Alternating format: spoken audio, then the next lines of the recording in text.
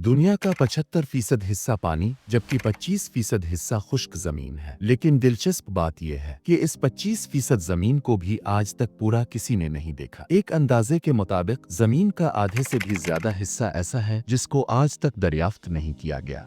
जमीन का यह गैर दरियाफ्त शुदा हिस्सा जिसमें घने और खौफनाक जंगलात, बादलों से ऊंचे और खतरनाक पहाड़ और दूर दूर तक फैले रेगिस्तान है, जहां पर इंसान का जाना काफी हद तक मुश्किल माना जाता है। लेकिन जो भी हो, हमें ये मालूम है कि आखिरकार उन सब जगहों पर है किया। और अब आपको ये जानकर हैरत होगी कि जमीन का सबसे बड़ा हिस्सा ऐसा है जिसके बारे में इंसान कुछ भी नहीं जानता, और वो हिस्सा है समंदर। समंदर सिर्फ एक गहरे पानी का बंधार नहीं, बल्कि एक ऐसी जगह है जो हमेशा से इंसान के लिए एक राज रही है। ऊपर से देखने पर यह सिर्फ एक खामोश और नीला पानी लगता है, पर उसके नीचे छुपा है एक ऐसा अंधेरा जो बहुत अजीब और खतरनाक मंजर बयान करता है। समंदर के बारे में इंसान सिर्फ 5% जानता है और बाकी 95% हिस्से पर क्या राज दफन है। हमें तो ये तक मालूम नहीं है कि इसमें मछलियों के अलावा कौन कौन सी मखलूक पाई जाती है, और आखिर समंदर के सबसे गहरे मकाम पर कौन कौन से राज दफन है। नाजरीन, समंदर बहुत गहरा है। ये इतना गहरा है कि आप इमेजिन भी नहीं कर सकते।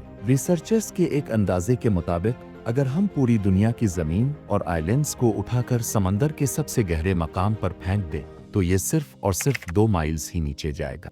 नाजरीन, इसको समझने के लिए हम समंदर की सरफेस में जाते हैं। समंदर की सरफेस से 40 मीटर तक का इलाका वो है जहां तक स्कूबा डाइवर्स को जाना इजाजत होता है। इसके बाद 93 मीटर की गहराई पर बर्तानिया की मशहूर शिप लुस्टेनिया का मलबा मिला था। दिलचस्प बात यह है कि लुस्टेनिया खुद 230 मीटर लंबी थी। मतलब कि अगर हम इस शिप को इस जगह से ऊपर की तरफ करें तो ये समंदर की सरफेस से काफी ज्यादा बाहर निकल सकता है, और इससे काफी नीचे 500 मीटर की गहराई में वो मकाम है जहां ब्लू व्हेल डाइव कर सकती है, जो कि इस प्लेनेट की सबसे बड़ी मखलूक है। और यहाँ तक अमेरिका की न्यूक्लियर सबमरीन भी जा सकती है। मजीद नीचे 535 मीटर गहराई तक एम्परर पेंगुइन्स भी डाइव कर सकते हैं। मजीद नीचे जाएं तो 830 मीटर की गहराई तक दुनिया की बुलंद तरीन बिल्डिंग बुर्ज खलीफा की चोटी पाई जाएगी अगर इसे उल्टा करके समंदर में डाला जाए। और नीचे 3800 मीटर की गहराई तक वो जगह है जहां बर्तानिया की मशहूर शिप टाइटैनिक का मलबा मिला था।